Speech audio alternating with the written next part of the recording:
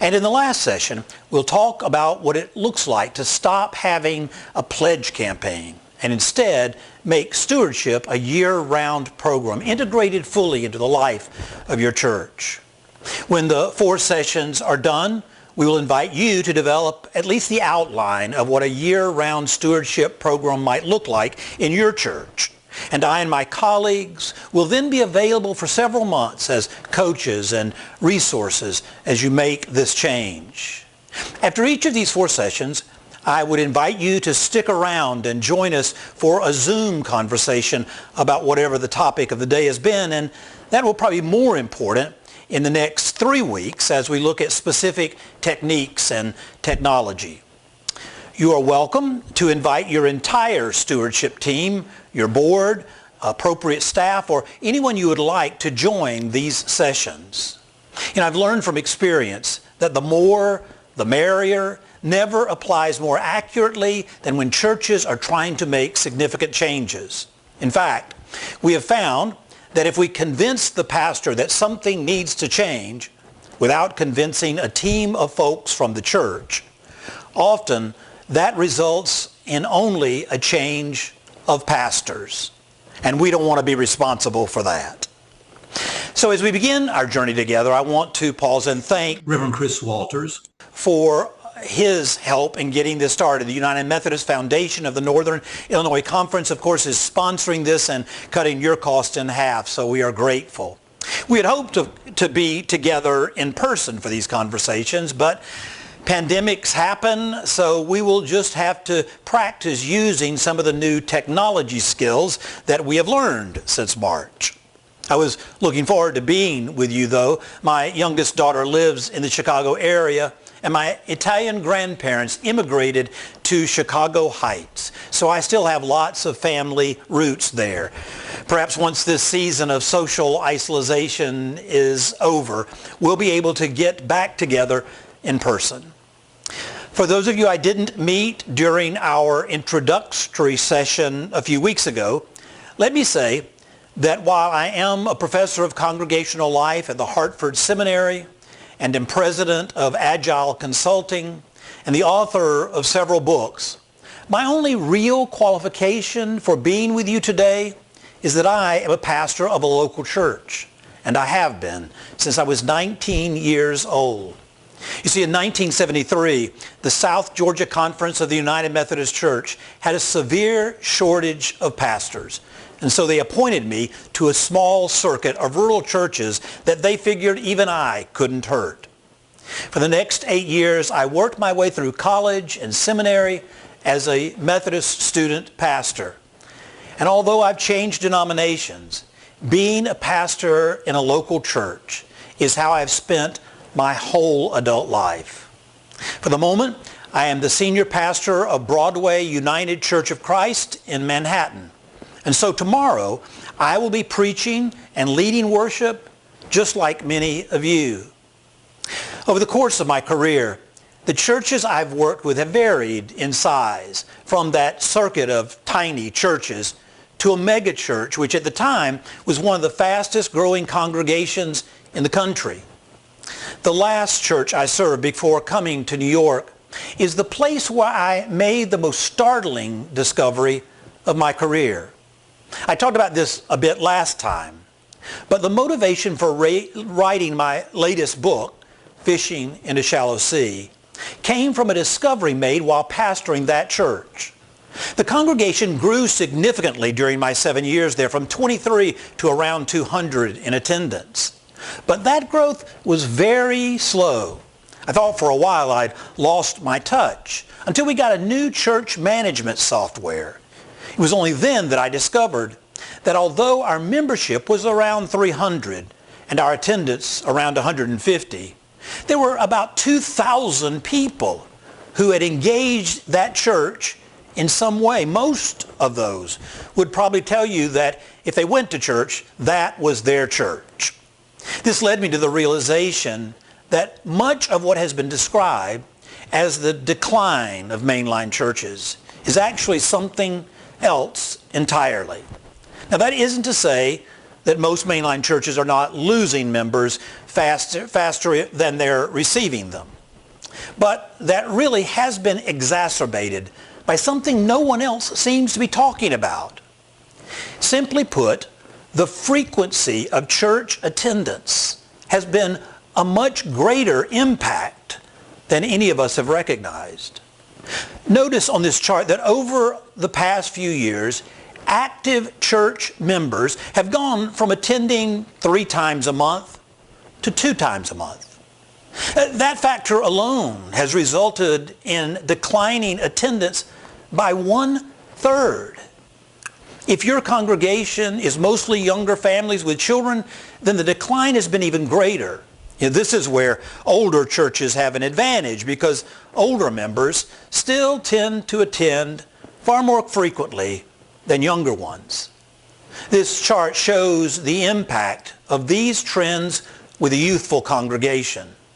Notice that in the chart, membership is stable. The church hasn't had a conflict or any other event that drove off members. It is simply a reflection of how coming to church less frequently can dramatically impact attendance. If our health and vitality is measured simply or only by butts in pews and bucks in plates, then our future is not very promising. However, I think it is time for us to develop some new criteria and some new skills in order to be effective in a new day. The current pandemic is a great tragedy. Some 200,000 of our fellow citizens have died in this country alone. This grief may have touched your family as it has mine. It will result in many small businesses closing forever, and it will hasten the end of many struggling churches. The congregations which will survive and even thrive will be those which are motivated by this global event to find new ways of doing ministry. While we have all probably lamented the historic resistance of the church to change, one of the things the pandemic has proven is that we can do it, and we can do it quickly when we have to. Most of the churches in this country were worshiping in person one week and online in some form the next. You see, it isn't that we can't change, but sometimes we simply won't. Often leaders are afraid of change because of the conflict that can result. So stagnation is the alternative. What we've learned and are learning about the use of technology can move us into the future at an accelerated pace. But terminal churches simply are waiting for the day when things return to normal, with little or no awareness that for a long time normal was simply a prolonged season of dying and irrelevancy. The pandemic has given us a chance to learn how to reach a new generation of young people who are native to cyberspace and who have spent their whole lives there. But all over the country, teachers are discovering that their students are sometimes much more familiar with and adept at technology, the technology of online learning, than the teachers are.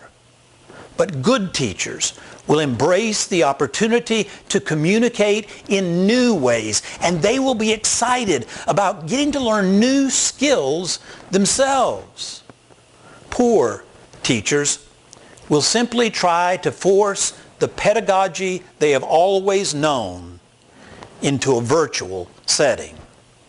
The same is true about churches and effective church leaders. My fear is that we will be like the farmer who bought a new tractor only to hitch the mules up to the front of it to pull it. I believe the Spirit is saying, "Behold, I am doing a new thing. Even now it springs forth. Do you not perceive it? I will make a way in the wilderness and rivers in the desert. Our churches and we as church leaders can immerse ourselves in the river and flow into the future buoyed by the Spirit. Or we can insist on building a bridge back to the way things used to be. What most churches were doing wasn't working well. So why would we go back to it? That is particularly true about stewardship and how the money is dealt with, how the church has dealt with the issue of money. I have a presentation which I do that is entitled, "Money is not a four-letter word." My point is that historically the church has dealt with money in much the same way the church has dealt with human sexuality. Both are morally neutral topics, but the church has treated them like dirty subjects to be avoided. In the Methodist Church where I grew up, I cannot recall a single sermon or Sunday school lesson that talked about human sexuality.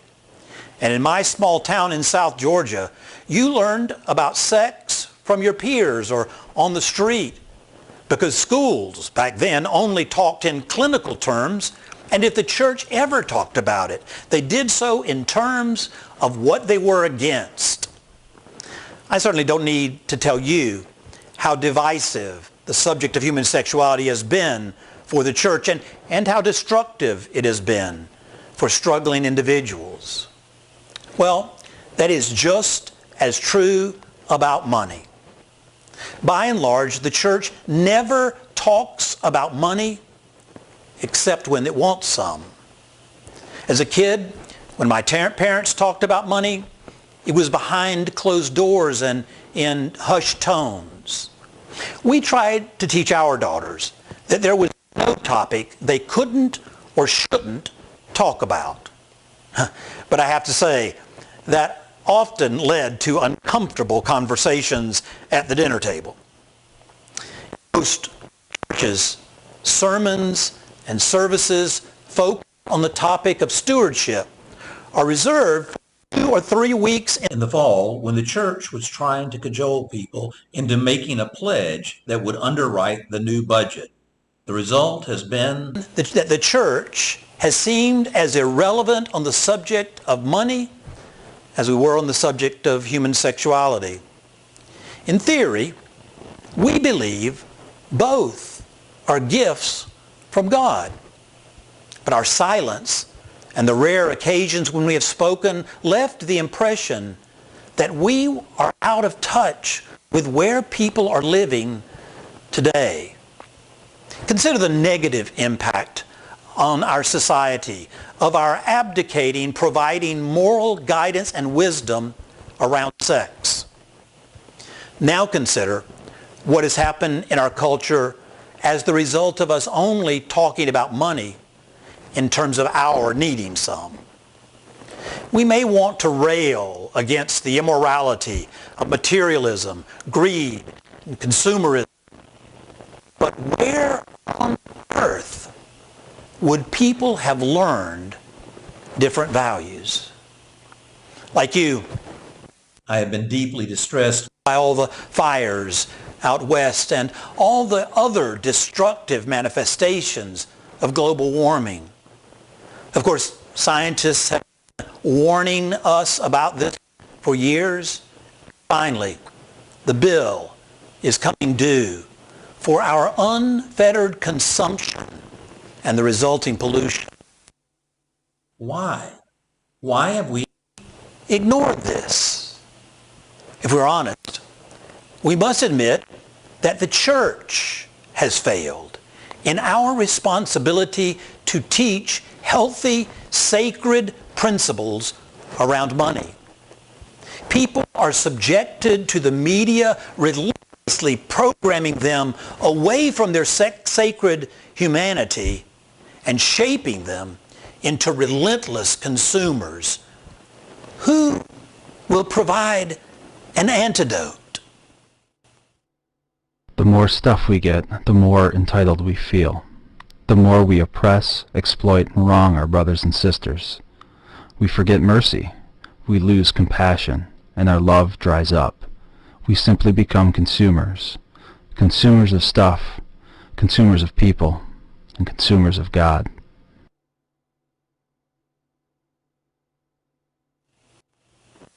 Our reluctance to talk boldly and honestly about money and the values it represents has not served God's good earth well. Now, let me say, as someone who has lived almost my entire adult life being paid out of the offering plate, I understand completely the challenges we face and our reticence. The greed of some of our colleagues hasn't helped those of us who do try to live with integrity and speak up. Got in the plane that God so graciously gave us, and we're flying home. As I was going home, the Lord, real quickly, he said, "Jesse, do you like your plane?" Now, I thought that's an odd statement. I said, "Well, certainly, Lord." He said, "Do you really like it?" And I thought, "Well, yes, Lord." Then he said this, "So that's it?" I didn't know how to handle it for a minute. I went, "What?" He said, "You're going to let your faith stagnate?" Now, when he said that, that shocked me. I went, "Whoa, wait." I literally unbuckled my seatbelt, my plane. I stood up. My pilots looked around and said, "Do you need something?" I said, "No, I'm talking to God right now." And they went back to flying. You couldn't have done that on an airliner. No, sir. No way. Stand up and say, "What'd you say, Lord?" No. Okay, no, yeah. And the guy sitting over there saying, "What the hell does he think he's doing?" You can't do that. You can't do that. No. The world is in such a shape, we can't get there without this. That's right. We've got to have this. We would have, the mess that the airlines are in today, I would have to stop. I'm being very conservative. At least 75 to 80, more like 90% of what we're doing, because you can't get there from here. When I was flying for Oral Roberts, now Oral used to fly airlines, right. But even back there then, man, it got to the place where it was agitating his spirit, Sure. people coming up to him. He had become famous, and they wanting him to pray for him and all that. You can't manage that today. Right. This dope-filled world. Right. And get in a long tube with a bunch of demons. Right. That's exactly the And truth. it's deadly. And he works on you hard. It really does. So anyway, I wanted to make that clear so the devil can't lie to you and say, "See there, them preachers spending all that money, just fat cat." Now, that doesn't reflect us or our churches, but it does cause us to pull back at times, and it has been used as justification for some folks' resistance to living generously. And frankly, preachers and church leaders, we're no more likely to have personally healthy relationships with money than anyone else.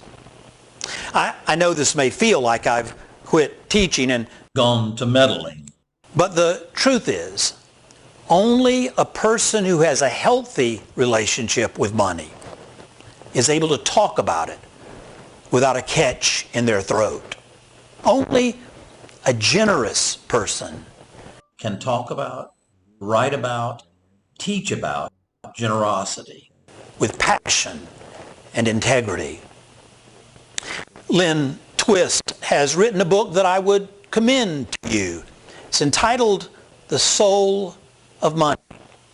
She appeared with Oprah Winfrey, who of course is one of the richest women in the world, and they talked about some of the myths of money which hold us captive.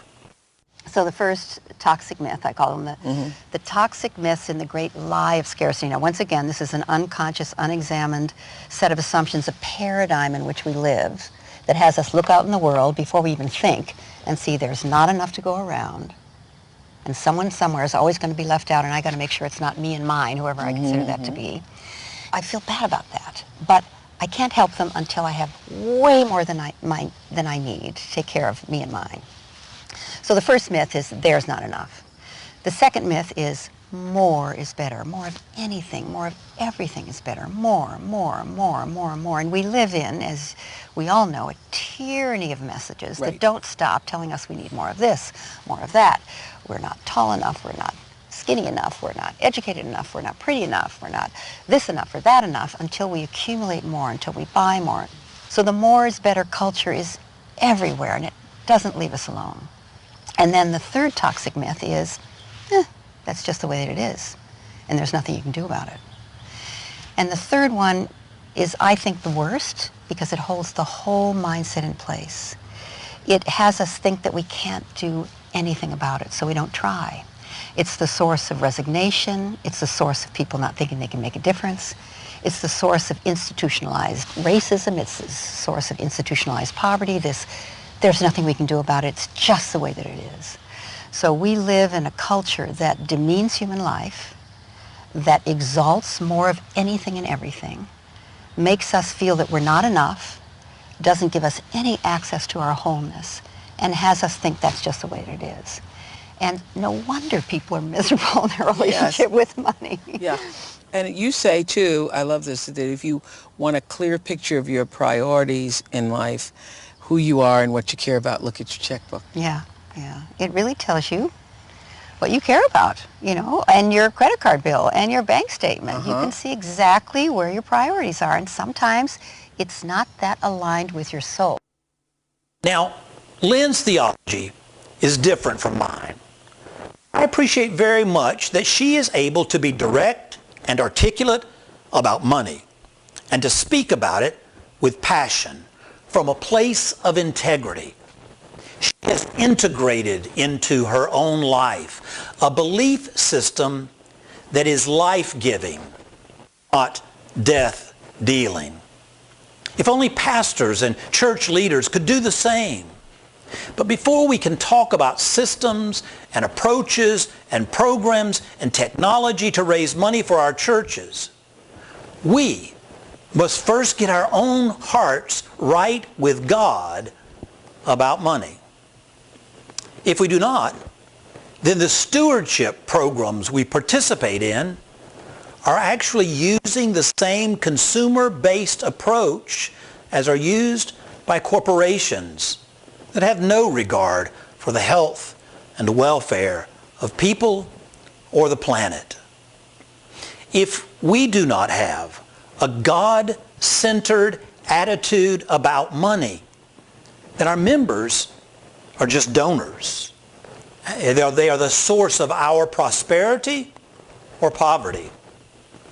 In my own life and in the lives of the churches I have served, I've discovered that generosity is the byproduct of learning to trust God as the source of life. It seems to me that there are three major reasons that the church must find its voice around money.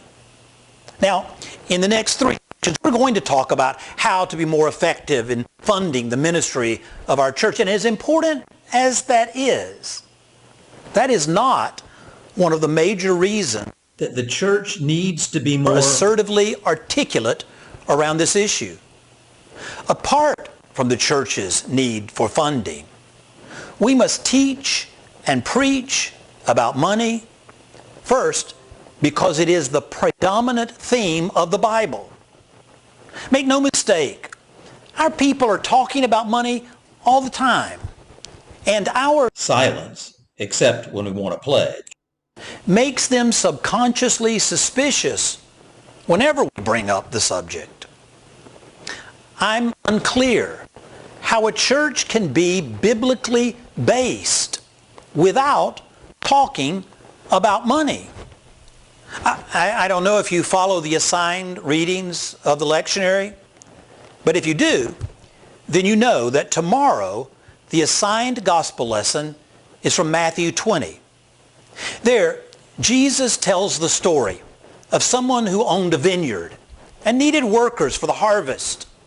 So the owner hires laborers early in the morning for a fair wage, but then needs more workers, so another crew is hired at noon, and a third in the middle of the day, And finally, a final crew hired at 5. After the workday ended, everyone got the same day's pay, including the group that had worked only about an hour. Of course, those who had worked all day long in the heat of the day resented the fact that those who only worked a short time made the same thing they did. The owner, of course, had to point out that they had gotten everything they had worked for, and what another group got really wasn't any of their business. In the scripture, the owner, who we presume represents God, asks, "Is this unfair? Or are you envious because I am generous?" Now, how can a preacher not talk about money when this is the assigned text for tomorrow? Yet, if we do raise the subject, will our congregations assume that the church is behind budget, since that's about the only time we talk about money? Or can they fairly assume that just as all the other moral principles of life, just like them, the Scripture is calling our attention to our need to develop a more holistic and holy value system by which to lead our lives? I'm told that Jesus talked about stewardship more than any other subject. I can't say that I've ever counted, but I do know that it is a frequent topic of conversation for our members, and it should be for those of us who teach and preach the Bible.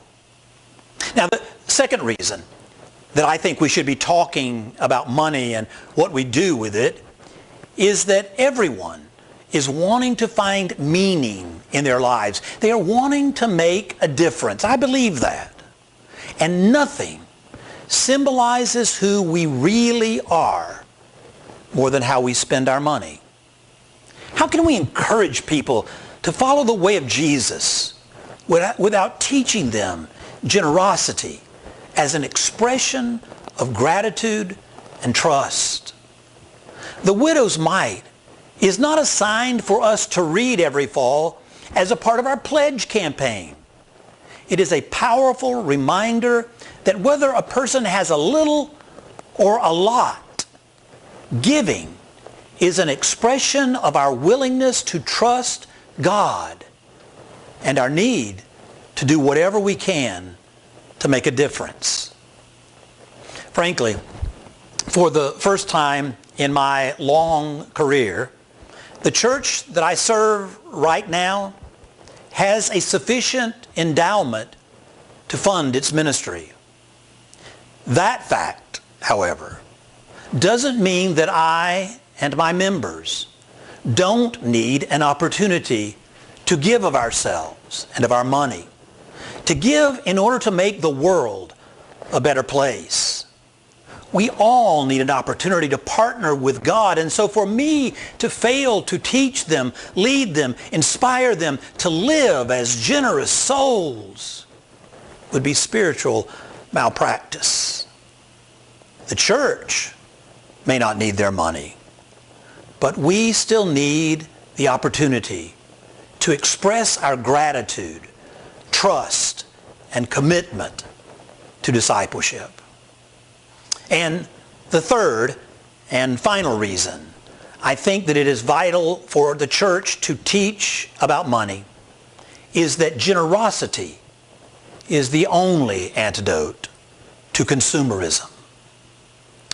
I know that the current pandemic has resulted in record unemployment and that many small businesses have or will close. Being sensitive to this reality in the lives of our congregation is vital. However, most of the people in our churches are still fully employed, and their generosity to helping others who are not is more important now than ever. In my own life, these past 6 months of social isolation, I have changed my habits of consumption. I haven't bought new clothes or shoes. I don't have any place to wear them. Now, when I start getting dressed again for work, I have a closet full of clothes that I haven't worn in months. Could this be an opportunity to challenge ourselves and others to change our patterns of consumption that contribute to the poverty of others and the environmental destruction of the planet? Many of us haven't been shopping for months. I mean, it didn't kill us. Frankly, most of us already have enough. A few years ago, Marie Kondo wrote a best-selling book. Her book sold millions, and it simply encouraged people to tidy up their lives by throwing things away. In fairness, what she was actually trying to get people to do was to consider the value of things, the things that they kept in their lives. The principle is that most of us have so much and so many things that the clutter inhibits our cherishing things that are valuable, or as she says, the things that spark joy in our lives. In addition to Ms. Kondo's work, there are dozens of other books, articles, and even recovery programs that are designed to help people break free from the habits of overconsumption. But you know something? Almost none of them are ministries of the church. Simplifying our lives is clearly modeled by Jesus, but it is also a stewardship principle that the church needs to articulate. It is a spiritual need that we seem to be refusing to meet. Why? Yeah, most of us disdain those who preach the prosperity gospel. Like me, you probably believe that it is incongruent with the teachings and lifestyle of a first-century rabbi whose only possession at his death was a seamless garment the crucifying soldiers cast lots for. Could it be that our churches, and frankly for some of us, our salaries, have become dependent on the donation of a few successful and prosperous people? In consulting with one church a few years ago, I accidentally discovered that the pastor never talked about health care as a human right because several of their larger donors were employed by a health insurance conglomerate. We must acknowledge that teaching and preaching about money can present us with apparent conflicts of interest. But following Jesus with integrity has never been easy.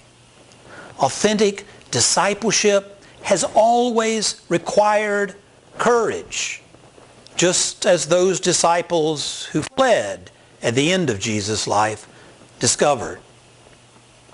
As an expression of courage that authentically trusts God, we must be generous.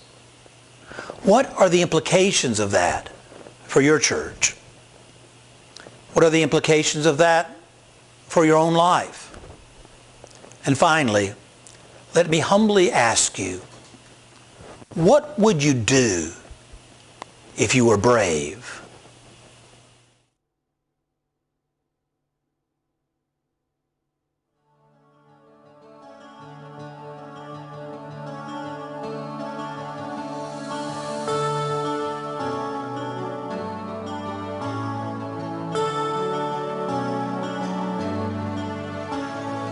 What would I do if I knew that I could not fail? If I believed, would the wind always fill up my sail? How far would I go? What could I achieve? Trusting the hero in me. If I were brave, I'd walk the razor's edge, where fools and dreamers dare to tread, and never lose faith, even when losing my way. What step would I take today if I were brave?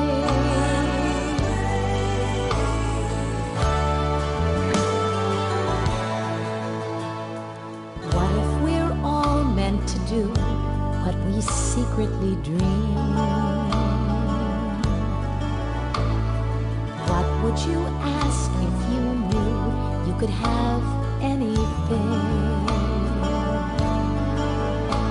Like the mighty oak sleeps in the heart of a seed, are there miracles in you and me? If I were brave, I'd walk the razor's edge, where fools and dreamers dare to tread, and never lose faith, even when losing my way. What step would I take today if I were brave?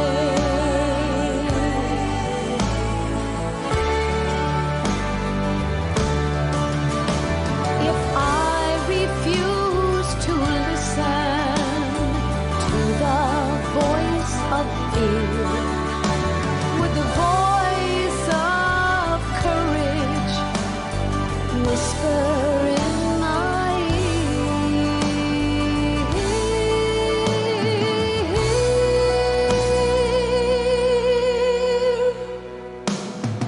If I were brave, I'd walk the razor's edge, where fools and dreamers dare to tread, and never lose faith, even when losing my way. What step would I take